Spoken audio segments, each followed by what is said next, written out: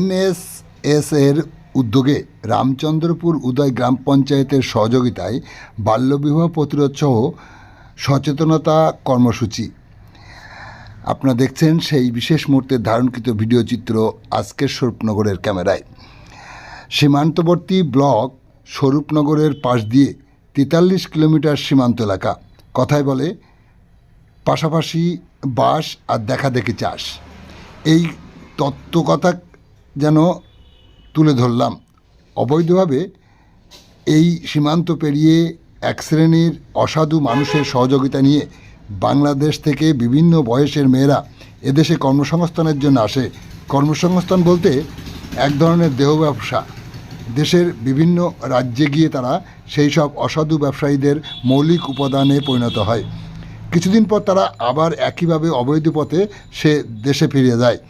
তাদের দেখাদেখি সীমান্তবর্তী এলাকায় স্থানীয় উঠতি বয়সের মেয়েরা তাদের সাথে তাদেরই সঙ্গী হয়ে যায় বিভিন্ন দেশে, যার ফলশ্রুতিতে এই সমস্ত এলাকায় বাল্য বিবাহের প্রচলন খুবই বেশি। প্রথমে ভালোবাসা, পরে বিয়ে। একসময় জীবন জীবিকার সন্ধানে অন্য রাজ্যে পা বাড়াতে হয়। সেখানে গিয়ে অসাধু দালালদের খপ্পরে পড়ে অন্ধকার জগতের প্রবেশ। এইভাবেই আজকের প্রজন্ম শেষ হতে চলেছে। তারই সচেতনতার জন্য নর্থ 24 পরগনা সাম্য শ্রমজীবী সমিতি সম্পাদিকা মনিকা সরকারের ঐকান্তিক প্রচেষ্টায় স্থানীয় রামচন্দ্রপুর উদয় গ্রাম পঞ্চায়েতের সার্বিক সহযোগিতা নিয়ে প্রথমে বাল্যবিবাহ প্রতিরোধ, সাথে সাথে শিশু ও নারী পাচার প্রতিরোধের উপর বিস্তারিত আলোচনা শীর্ষক এক কর্মসূচি হয়ে গেল। এ সময় উপস্থিত ছিলেন সংশ্লিষ্ট গ্রাম পঞ্চায়েতের প্রধান সহ সকল দপ্তরের কর্মচারীবৃন্দ, স্থানীয় ইমাম ও পুরোহিতগণ যারা বিবাহ সংক্রান্ত কাজের সাথে যুক্ত থাকে। এছাড়া ছিলেন বিশিষ্ট জনেরা। কি বললেন প্রধান সহ বিশিষ্ট জনেরা শোনাবো আপনাদের। আমি সমাজকে বার্তা দিতে চাইছি, এই যে বাল্য বিবাহ এটা সমাজের একটা ব্যাধি। এই ব্যাধিটাকে দূর করতে হবে। তাতে সমাজে আমরা প্রশাসনিকভাবে আমরা চেষ্টা করছি, আপনারাও চেষ্টা করছেন, যারা সাংবাদিকতা করছেন আপনারাও চেষ্টা করছেন, এই বিষয়ে আপনারাও তুলে ধরছেন বিভিন্ন ম্যাগাজিন আমরা দেখেছি। আমরা আগামী দিন আরও অনুষ্ঠানের মাধ্যমে আমরা মানুষকে জানান দিতে চাই যে বাল্যবিবাহ কেন আপনারা বাল্যবিবাহ করাবেন, তার সাইড ইফেক্টগুলো কী আছে সেগুলো আমরা মানুষকে জানাবো। যাই হোক, আমরা আজকে একটা অনুষ্ঠান করলাম, তাতে সাকসেসফুল হয়েছি, কিন্তু আমরা চেয়েছিলাম আরও বড় করে করার জন্য। যাই হোক, কোনো কারণে আমরা সেটা আজকে করতে পারিনি। আগামী দিন সেই ভাবনাটা আমাদের আছে, আরও বড় করে করব, যাতে চাইল্ড প্রোটেকশন বা বাল্য বিবাহ বা নারী পাচার, শিশু পাচার রোধ, এইসব বিভিন্ন বিষয়ে আমরা আগামী দিন পদক্ষেপ নেব পঞ্চায়েতের পক্ষ থেকে। আপনারাও সহযোগিতা করবেন।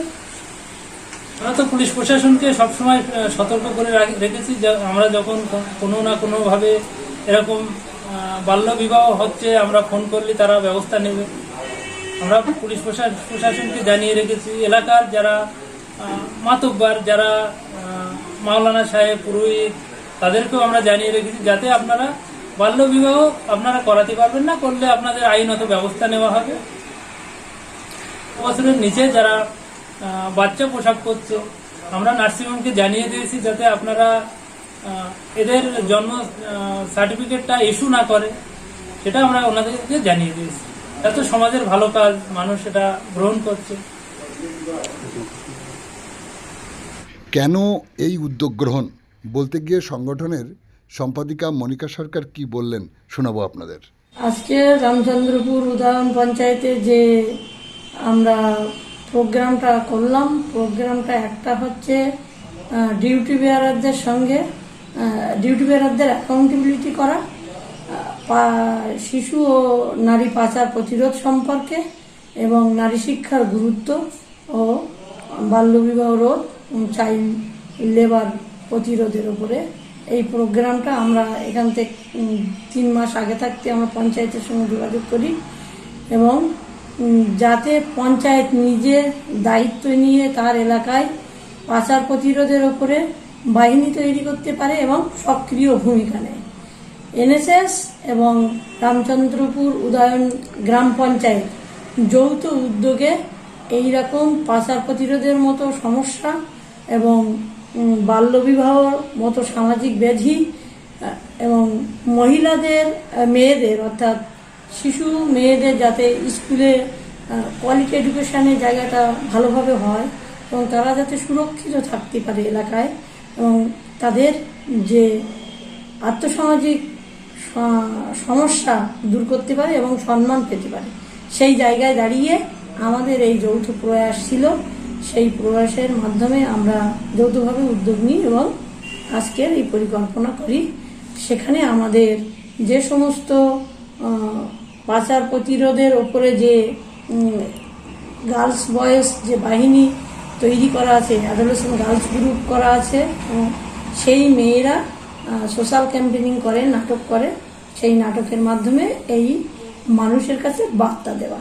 আমরা দেখছি অল্প সময়ে যেভাবে আমাদের রামচন্দ্রপুর উদয়ন গ্রাম পঞ্চায়েতের প্রধান শফিকুল সাহেব এবং সঞ্চালক হাবিবুর রহমান সাহেব যেভাবে এনএসএসের সঙ্গে কাঁধে কাঁধ মিলিয়ে উদ্যোগটা নিয়েছে, আমরা পরিকল্পনা যৌথভাবে করেছি কিন্তু তারা আমাদের পরিকল্পনায় সাড়া দিয়েছে। সেখানে দাঁড়িয়ে যেটা দেখা যাচ্ছে, ইমাম সাহেবরা এবং প্রহিতরা, পঞ্চায়েতের অন্যান্য সঞ্চালক, আশাকর্মী, আইসিডিএস,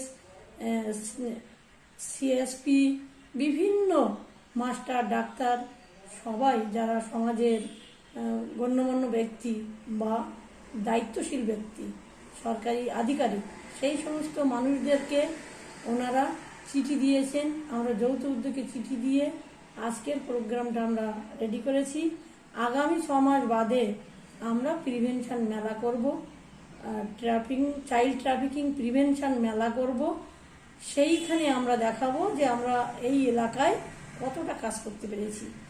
ওনারা যেভাবে কাজে সাড়া দিয়েছেন, আশা করা যায় 1 বছর পরে আমরা একটা ভালো রেজাল্ট দেখাতে পারবো এবং 5 বছরে আমরা একটা টার্গেট করতে পারি যে এই পঞ্চায়েতটা চাইল্ড ম্যারেজ এবং শিশু পাচার মুক্ত, শিশু নির্যাতন মুক্ত, পাচার মুক্ত পঞ্চায়েত গড়তে সক্ষম হওয়া যাবে, এটা আমরা আশাবাদী। মূল কারণটা এটা হচ্ছে শিশু বিবাহটা মূল কারণ। সেই কারণে আমরা শিশু বিবাহটা জোর দিয়েছি। ডোমেস্টিক ভায়োলেশনটা ওটা পরে।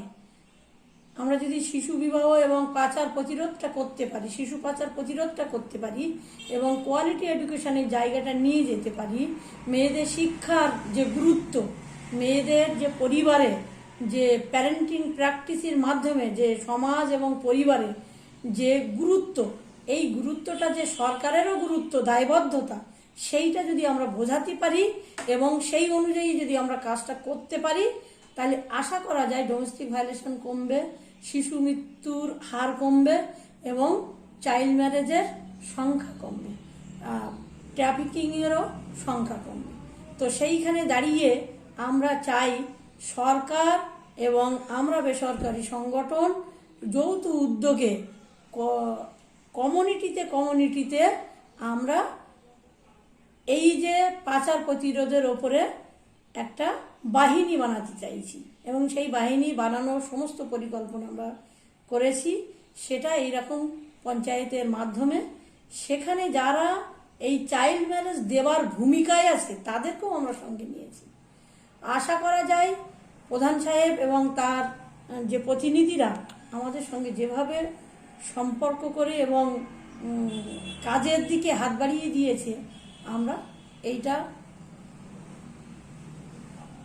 ভায়োলেন্স ফ্রি পঞ্চায়েত বানাতে পারবো। এই সমাজে আমরা একটা নারী থেকে দুনিয়াতে এসেছি। আমরা যারা পুরুষ বা নারী সকলেই একটা দিনের মা আছে। তাদের সেই মা, সে নারী যায়, তাদের মা আমাদের আমাদেরও মা প্রধান সাহেব এবং অত্যন্ত দায়িত্বশীল সঞ্চালক সাহেব এবং রামচন্দ্রপুর পঞ্চায়েতে এই যে অভাবনীয় একটা উদ্যোগ এইটা নিয়েছিলেন। কেন এবার আমরাও কেন এই পঞ্চায়েতের উপরে এত ফোকাস করতে চেয়েছি, সেটা একটা ছোট্ট সমস্যা।